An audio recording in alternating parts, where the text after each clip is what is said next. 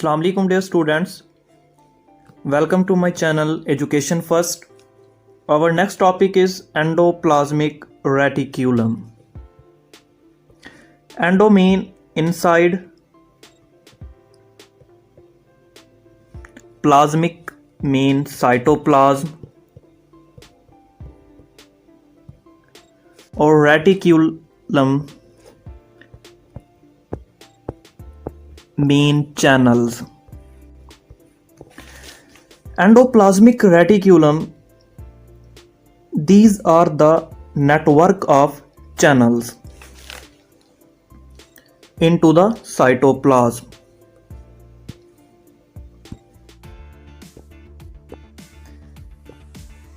This is the network of channels from nuclear membrane to plasma membrane.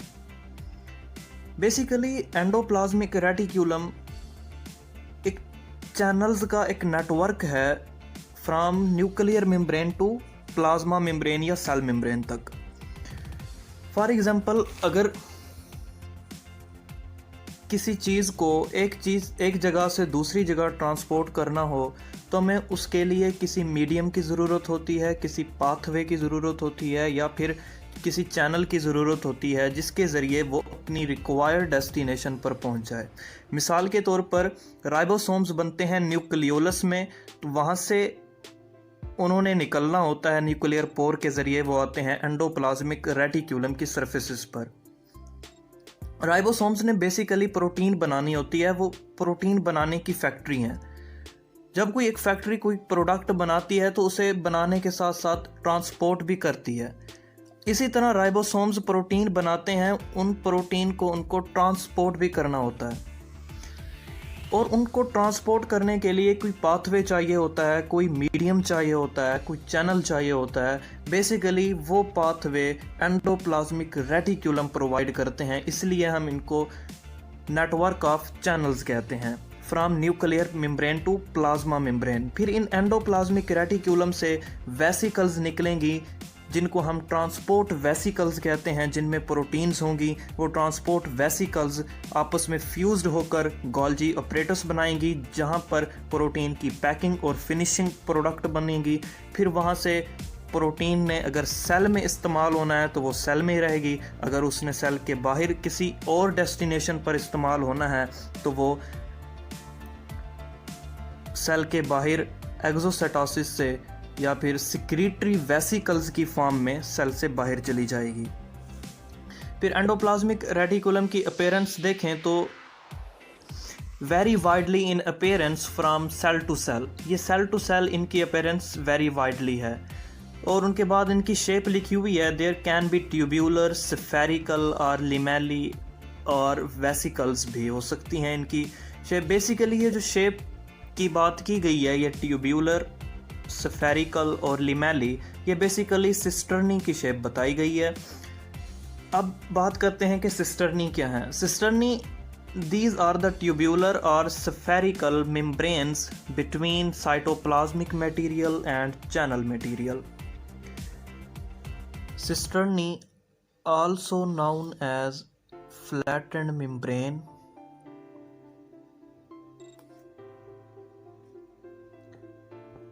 इसमें क्या होता है, इसमें फ्लूइड होता है. इन जनरल टर्म सिस्टर्नी को हम वाटर टैंक से मुशाबे करते हैं. जिस तरह वाटर टैंक में पानी स्टोर होता है, इसी तरह cisternae in biological term cisternae के अंदर फ्लूइड स्टोर होता है और इस फ्लूइड के मटेरियल को हम कहते हैं चैनल मटेरियल. ये चैनल मटेरियल, अगर आपसे एमसीक्यूज पूछा जाए which of the following separates the cytoplasmic material from channel material, then answer will be cisternae. फिर उसके बाद एंडोप्लाज्मिक रेटिक्यूलम की हम टाइप्स देखते हैं. इनकी दो टाइप्स हैं. फर्स्ट टाइप है RER या रफ एंडोप्लाज्मिक रेटिक्यूलम. इनकी जो सरफेस है वो रफ होगी due to the presence of ribosomes. फिर उसके बाद RER का फंक्शन क्या है, ये इन्वॉल्व हैं प्रोटीन सिंथेसिस में. सेकंड टाइप है हमारे पास SER, इनको हम स्मूथ एंडोप्लाज्मिक रेटिक्यूलम कहते हैं। इनका फंक्शन क्या है, ये हार्मफुल ड्रग्स को डिटॉक्सिफाई करते हैं। Also involved in transmission of nerve impulse. आपसे MCQs पूछा जा सकता है, which one of the following is involved in transmission of nerve impulse, then answer will be SER। इसी तरह transport of material and lipid metabolism, आपसे MCQs पूछा जा सकता है, which one of the following is involved in transport of material, then answer will be SER। फिर उसके बाद एंडोप्लाज्मिक रेटिक्यूलम का फंक्शन क्या है, it provide mechanical support to the cell, ये सेल को मैकेनिकल सपोर्ट प्रोवाइड करता है।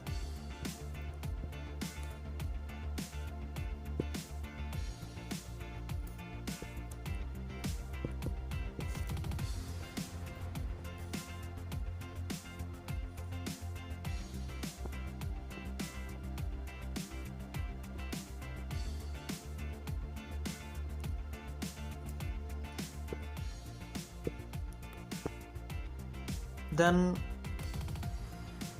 ये एंडोप्लाज्मिक रेटिक्यूलम की फिगर है, ये इसमें न्यूक्लियस, ये न्यूक्लियर पोर्स हैं और ये न्यूक्लियर इन्वेलप हो गई। उसके बाद ये सिस्टर्नी दिखाई गई हैं, आप देख सकते हैं। फिर उसके बाद ये सिस्टर्नल स्पेस हैं, ये उनके ऊपर राइबोसोम्स लगे हुए हैं। और ये रफ एंडोप्लाज्मिक रेटिक्यूलम है क्योंकि इन पे राइबोसोम्स हैं। ये स्मूथ एंडोप्लाज्मिक रेटिक्यूलम है क्योंकि इन पे कोई राइबोसोम्स नहीं हैं।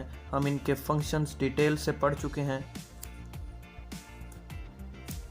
नेक्स्ट हमारा है गोल्जी अपरेटस। गोल्जी अपरेटस को कैम्यूलो गोल्जी ने 1898 में डिस्कवर किया और ये प्रेजेंट है इन ऑल यूकैरियोट्स के अंदर। उसके बाद they have a cisternal membrane, इनकी मेम्ब्रेन भी सिस्टर्नल होती हैं। मैंने आपको पहले ये बताया कि एंडोप्लाज्मिक रेटिक्यूलम से ट्रांसपोर्ट वेसिकल्स निकलेंगी, वो ट्रांसपोर्ट वेसिकल्स आपस में फ्यूज़ होके गोल्जी अपरेटस बनाएंगी। क्योंकि जो गोल्जी अपरेटस है उनकी मेम्ब्रेन सिस्टर्नल मेम्ब्रेन इस वजह से है क्योंकि एंडोप्लाज्मिक रेटिक्यूलम की जो मेम्ब्रेन है वो सिस्टर्नल मेम्ब्रेन है, उसी से वेसिकल्स निकलेंगी, फ्यूज होके गोल्जी अपरेटस बनाएंगी। फिर उसके बाद under visibility they are a stacks of flattened membrane bound sacs called cisternae, इनके अंदर भी सिस्टर्नी मौजूद होंगी क्योंकि सिस्टर्नी से ही वेसिकल्स निकलती हैं, फिर आपस में फ्यूज़ होकर वो गोल्जी बॉडी और गोल्जी अपरेटस बनाती हैं। उनकी मेम्ब्रेन सिस्टर्नल होती हैं, इस वजह से उनके अंदर भी सिस्टर्नी मौजूद होंगी। फिर उसके बाद है गोल्जी कॉम्प्लेक्स क्या होता है। फिर गोल्जी कॉम्प्लेक्स बेसिकली जो तमाम गोल्जी अपरेटस और जो साथ वेसिकल्स होती हैं एसोसिएटेड वेसिकल्स और सिस्टर्नी, हम इन सारे अपरेटस को हम कहते हैं Golgi complex. This is a complex system of interconnected tubules around the central stacks, ये एक कॉम्प्लेक्स सिस्टम है। फिर उसके बाद इनका फंक्शंस क्या है। फर्स्ट फंक्शन है सेल सिक्रीशन, सेल सिक्रीशंस में इन्वॉल्व्ड हैं। जिस तरह मैंने आपको पहले बताया कि ट्रांसपोर्ट वेसिकल्स फ्यूज़ होके गोल्जी अपरेटस बनाएंगी, फिर वहाँ से वेसिकल्स निकलेंगी जिन्हें हम सिक्रीटरी वेसिकल्स कहते हैं। तो वो वेसिकल सिक्रीट होंगी सेल की सरफेस से। सो इन गोल्जी अपरेटस ही इन्वॉल्व हैं सेल की सिक्रीशन में। फिर उसके बाद ये पैकिंग करते हैं और finishing of product before export, product को एक्सपोर्ट होने से पहले उसकी फिनिशिंग करते हैं। फिर उसके बाद formation of conjugated molecules like glycolipid और ग्लाइकोप्रोटीन्स भी ये बनाते हैं। फिर उसके बाद डिक्टियोसोम्स क्या होते हैं। गोल्जी अपरेटस जो प्लांट सेल्स में होते हैं उनको हम कहते हैं डिक्टियोसोम्स। इनका फंक्शन क्या है, इनका फंक्शन सेल वॉल बनाना है। ये प्लांट सेल में सेल वॉल बनाते हैं। फिर उसके बाद ये गोल्जी अपरेटस ये इसका सिस फेज है और ये ट्रांस फेज है। इनकमिंग ट्रांसपोर्ट वेसिकल्स, जो एंडोप्लाज्मिक रेटिकुलम से वेसिकल्स निकलेंगी हम उन्हें कहते हैं ट्रांसपोर्ट वेसिकल्स। वो वेसिकल्स आपस में फ्यूज होके गोल्जी अपरेटस या पहली एक गोल्जी बॉडी बनाएंगी, फिर वो जैसे जैसे गोल्जी बॉडी बनती जाएंगी वो एक गोल्जी अपरेटस बनता जाएगा।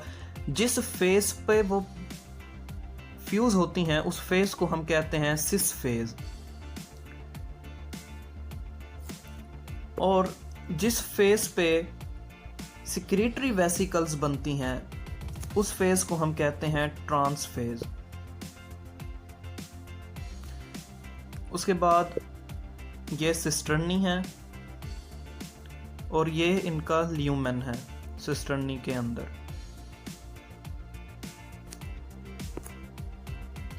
फिर हमारा नेक्स्ट है lysosomes. Lyso mean splitting and Soma mean body, किसी बॉडी का स्प्लिट हो जाना। लाइसोसोम्स वो ऑर्गेनेली हैं जो किसी चीज़ को स्प्लिट करते हैं, तोड़ते हैं, उनको डाइजेस्ट करते हैं, उनको किल करते हैं। इनको फर्स्ट स्टडी डिडूव ने किया इन 1949। इनकी अकरेंस क्या है? Most abundant in eukaryotic cells, mainly in animal cells whom phagocytic activities are high and are absent in plant cells. ये मेनली यूकैरियोटिक सेल्स में पाए जाते हैं, और जो मज़ीद अगर कहा जाए तो ये एनिमल सेल्स में है, लेकिन ये प्लांट सेल में एब्सेंट हैं क्योंकि प्लांट सेल में फैगोसाइटिक एक्टिविटीज़ बहुत लो होती हैं, में भी होती ही नहीं है। फिर उसके बाद कंपोजिशन की बात करें तो lysosomes rich in acid phosphatases and several other hydrolytic enzymes synthesised in rough endoplasmic reticulum processed in Golgi apparatus. इनमें एक तो एसिड फास्फाटेजेस हैं और सेवरल अदर हाइड्रोलिटिक एंजाइम हैं, जो हाइड्रोलिटिक एंजाइम RER में बनते हैं और जो प्रोसेस्ड होते हैं गोल्जी अपरेटस में। फिर उसके बाद लाइसोसोम्स के फंक्शंस, पहला फंक्शन ऑटोफैगी, दूसरा ऑटोलाइसिस, तीसरा extra cellular digestion. Lysosomes are also known as suicidal bags. ये ऑटोफैगी, इनको हम एक डायग्राम से मज़ीद डिस्कस करेंगे। ये इनकी डायग्राम है। सबसे पहले इनकी तो टाइप्स देख लें कि ये लाइसोसोम्स की दो टाइप्स हैं, प्राइमरी लाइसोसोम्स और सेकेंडरी लाइसोसोम्स। जब एंडोप्लाज्मिक रेटिकुलम से वेसिकल्स निकलेंगी जिन्हें हम ट्रांसपोर्ट वेसिकल्स कहते हैं, ये क्या रखती हैं? कंटेनिंग इन active hydrolytic enzyme, inactive hydrolytic enzyme. इनमें हाइड्रोलिटिक एंजाइम होते हैं लेकिन वो एक्टिव नहीं होते, इनएक्टिव होते हैं। ये ट्रांसपोर्ट वेसिकल्स आपस में मिलके ये गोल्जी अपरेटस बना देंगी। फिर गोल्जी अपरेटस से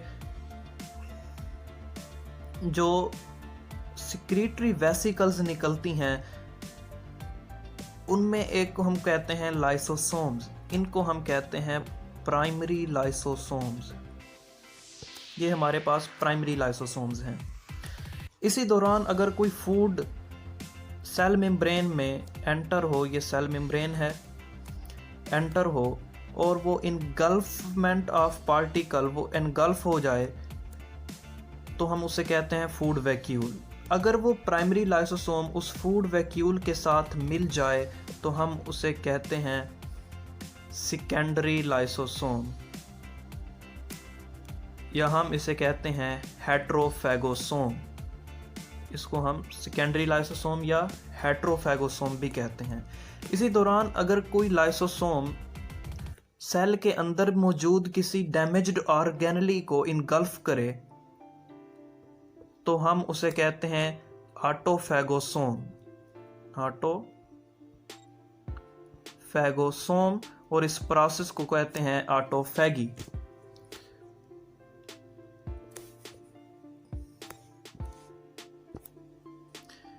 फिर है lysosomal disease. Several congenital diseases due to accumulation of substances। किसी सब्सटेंस के एक्यूमुलेट होने की वजह से जो डिजीजेस होती हैं वो लाइसोसोमल डिजीजेस कहलाती हैं। इनका मेन काज, जो रूट काज है, वो म्यूटेशन है। फिर उसके बाद सब्सिक्वेंट काज देखें तो डेफिशिएंसी ऑफ स्पेसिफिक एंजाइम, किसी स्पेसिफिक एंजाइम की डेफिशिएंसी हो जाना। मिसाल के तौर पर एंजाइम है ग्लाइकोजिनेज एंजाइम, जो ग्लाइकोजन को ग्लूकोज में कन्वर्ट करता है। अगर वो नहीं होगा तो फिर ग्लाइकोजन की एक्यूमुलेशन होती जाएगी मसल सेल्स में, जिसे हम कहते हैं glycogenesis type 2 disease. Absence of glycogenase enzyme की वजह से ये होती है। फिर उसके बाद ग्लाइकोजिनेज एंजाइम करता क्या है, ये convert of glycogen to glucose, glycogen को ग्लूकोज में कन्वर्ट करता है। जब इस एंजाइम की एब्सेंट होगी, कमी होगी, डिक्रीजेस होगी, फिर उसके बाद ग्लाइकोजन की मसल सेल्स में इन जो एक्यूमुलेशन है वो इंक्रीज होती जाएगी। फिर उसके बाद सेकंड है हमारे पास टे सैक्स डिजीज। ये डिजीज भी सब्सटेंस की एक्यूमुलेशन से है। मिसाल के lipid catabolism enzyme is absent. इसमें ऐसा एंजाइम जो लिपिड की कैटाबोलिज्म करता है वो एब्सेंट होगा। फिर उसके बाद जो लिपिड है होगा वो सेल्स के अंदर एक्यूमुलेट्स होता जाएगा। If lipid accumulation increases in brain cell, अगर ब्रेन सेल में लिपिड की एक्यूमुलेशन इंक्रीज होती जाए तो वो मेंटल रिटार्डेशन को प्रेस कर देगा, जिसकी वजह से डेथ भी हो सकती है।